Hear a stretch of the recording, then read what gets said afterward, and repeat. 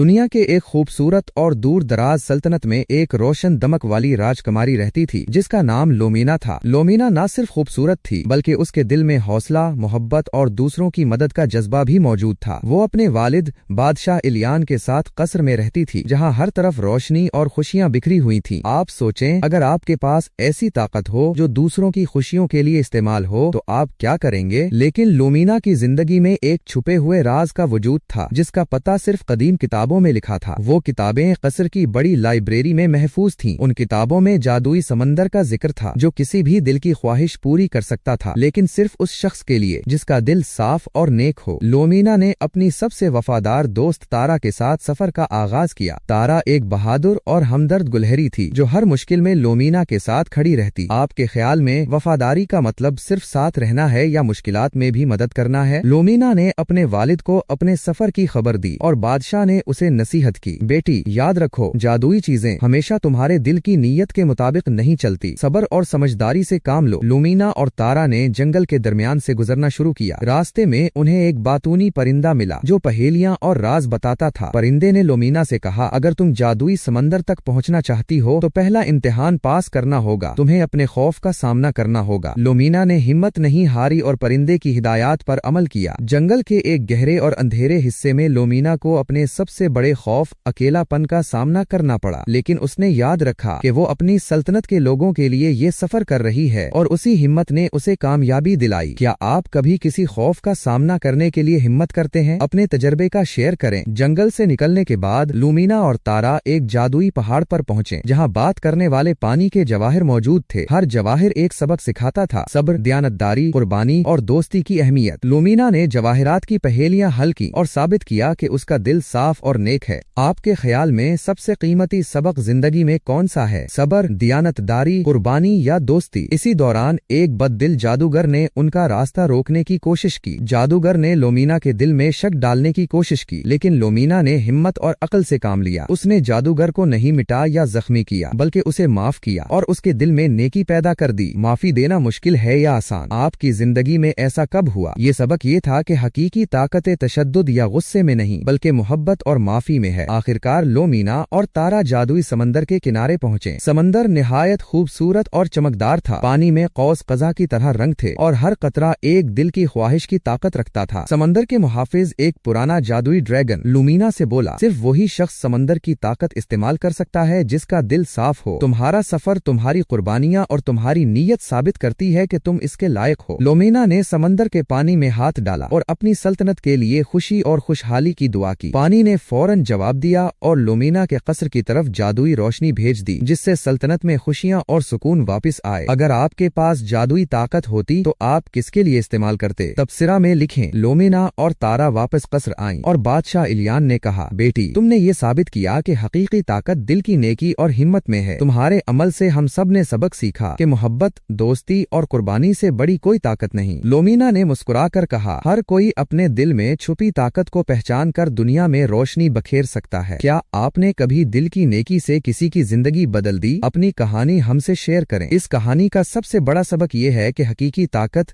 جادو یا دولت میں نہیں بلکہ ہمارے دل کی نیت، ہمت اور دوسروں کی مدد کرنے کی صلاحیت میں ہے۔ دوستو، اگر آپ کو یہ دلچسپ اور سبق آموز کہانی پسند آئی ہو تو ویڈیو کو لائک ضرور کریں، اپنی رائے اور پسندیدہ لمحہ کمنٹ میں شیئر کریں اور ایسی ہی مزید دلچسپ کہانیاں سننے کے لیے ہمارے چینل کو ابھی سبسکرائب کر لیں۔ یاد رکھیں، آپ کا ایک لائک اور سبسکرائب ہمیں نئی کہانیاں لانے کا حوصلہ دیتا ہے۔ تو چلیے اگلی ویڈیو تک اپنا خیال رکھیں، خوش رہیں اور خوابوں کی دنیا میں نئے سفر کے لیے تیار رہیں۔